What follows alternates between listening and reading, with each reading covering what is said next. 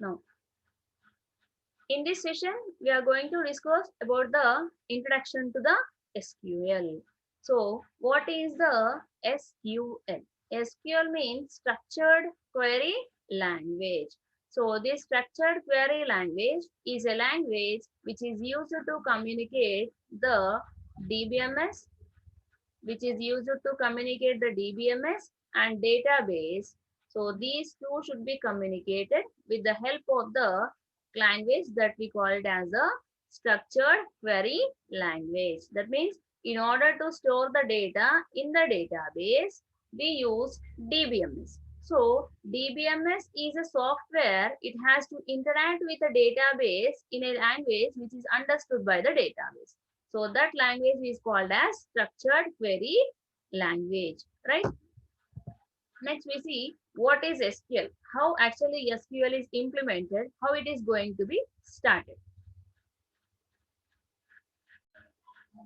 Now, SQL is a structured query language which is computer language for storing, manipulating and retrieving the data stored in a relational database. So what is SQL? SQL is a language which is used to insert the data, update the data and manipulate the data and retrieve the data in the database. So which type of database that one is? Relational database. So relational database is a database which contains the relations form. Relations are nothing but what? Tables. So this SQL is going to be implemented in only on the relational databases. Clear? SQL is a standard language for the relational database system. All the relational management system, RDBMS, like MySQL, MS Access, Oracle, Sybase, Informix, Postgres and SQL Server uses SQL as their standard language. So not only in RDBMS, not only in the relational database, this SQL is going to be implemented in different types of SQL servers. That is MySQL, MS Access, Oracle, Sybase, Informix, Postgres, and SQL Server. So all these are going to be used SQL as their standard database language, right?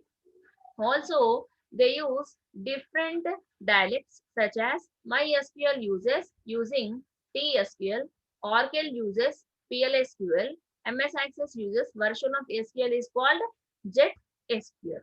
Okay, according to our subject, we have Oracle using PLSQL. Only two topics of PLSQL will come into our syllabus. Okay, right?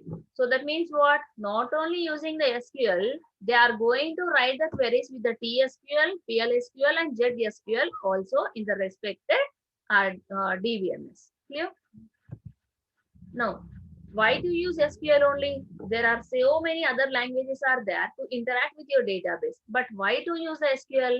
It has major features compared to all the languages. So the first one is SQL is widely popular because it offers the following advantages. That means advantages of your SQL.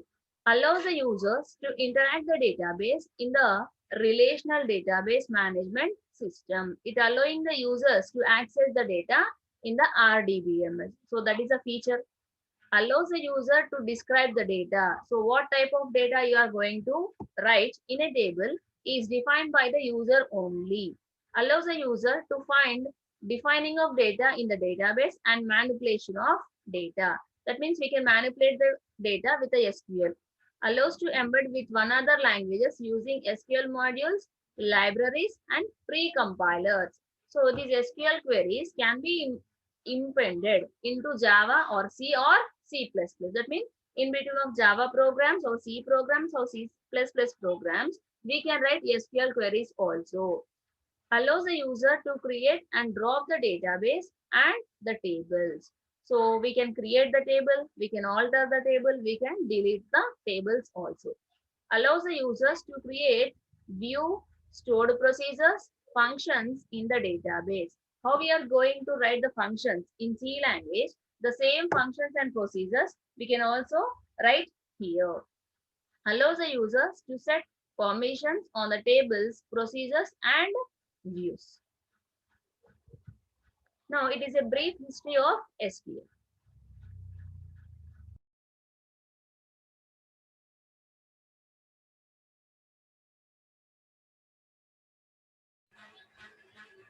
Now we will see a brief history of the SQL. That means who started actually this SQL. So mainly this SQL has started by the E.F. Codd. So E.F. Codd is a author. So he is a scientist. He introduced the SQL first. But before to him, so many others are tried to do. So in 1970, Dr. Edgar F. Ted Codd of IBM is known as the father of the relational database. So he is the Ted Codd. He have written some rules for the database. Next, in 1974, structured query language, our SQL, has appeared. In 1978, IBM worked to develop Cod ideas and released a product named System/R. In 1986, IBM developed the first prototype of relational database standardized by ANSI, American National Institute. This one. So the first relational database were released by Relational Software, which later came to known as Oracle. So first 1970 started creating of databases, creation of languages. Everything will be started from 1970 till 1986. At last, we renamed relational database as the one of the Oracle database. Now, first in SQL process, we see how the SQL is going to implement the concepts, right? When you are executing an SQL command for the RDBMS, the system determines the best way to carry out your request, and SQL engine figures out how interpret the take the task. So first see the diagram. Now first this we call it as the SQL architecture. Now first your SQL query is this. Now, whatever the SQL query you are writing, that will be taken by the processor. So, query language processor will be installed in your system. So, this processor will take your SQL query, and whatever you have the contents in the processor, that will be checked by the parser and optimizer. So, what the parser will do? Parser will check whether your syntax of the SQL queries is correct or not, will be checked by the parser. If the syntaxes are correct, it will be given to the optimizer. So optimizer gives the evaluation plan. For example, if your query consists of 4 or 5 queries in the same query, it divides the query, and which query has to be executed first will be defined by the optimizer. So it gives a plan. For example, if you want to construct a house, first only you will prepare for the roof. No, we'll start from base. So in the same manner, which step has to be executed first, then after which step, then after which step is decided by the optimizer. So this both will take the content of the optimizer and checks and gives the execution plan back to the optimizer. So for the processor, now this processor will use the database engine. So DBMS engine is there. So this DBMS engine takes the execution plan from the processor to DBMS engine. Now, to this DBMS engine, internally there are file manager and transaction managers are there. So, what is file manager? What is transaction manager? We'll come to know in the fourth unit. By considering the help of these two things into the DBMS engine, this DBMS engine will interact with the physical database. Now, whatever the query you are writing, that data will be available in the database or not will be checked in this physical database by the DBMS engine. If the data is existed correctly, then it will pass you the return results in the same fashion. DBMS engine, query processor, and SQL query language. Clear? Now, here the same step I am explaining here. So the various components included in this process are query dispatcher, optimization engine, classic query engine, SQL query engine, etc. So a classic query engine handles all the non-SQL queries, but a SQL query engine won't handle the logical files. So the optimizer engine is nothing but optimizer. Query dispatcher is nothing but query processor. SQL query engine is nothing but DBMS engine. Classic query language is other machine engine. that will handle non-SQL queries. So non-SQL questions also can be solved by the classical engine but cannot handled by the SQL query engine. So this is a difference between classical engine and SQL query engine. Clear? Now we'll see. Now every time we are saying that structured query language, query language, query language. What is mean by query? So a query is a set of instructions given to a database management system which tells the RDBMS what information you want to do from the database. That means what? A query is a set of instructions given to database management system. That means a question we are giving to whom? We are giving to DBMS. So what is DBMS?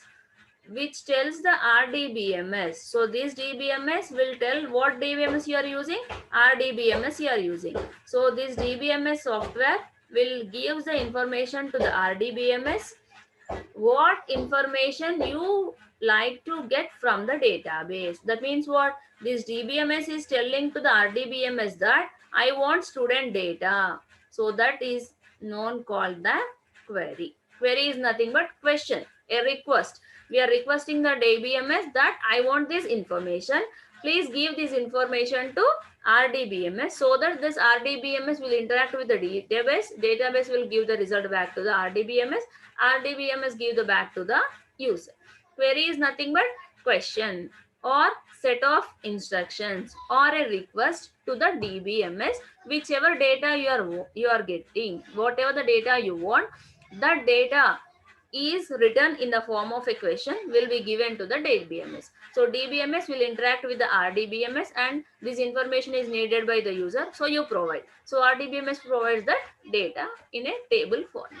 This is called as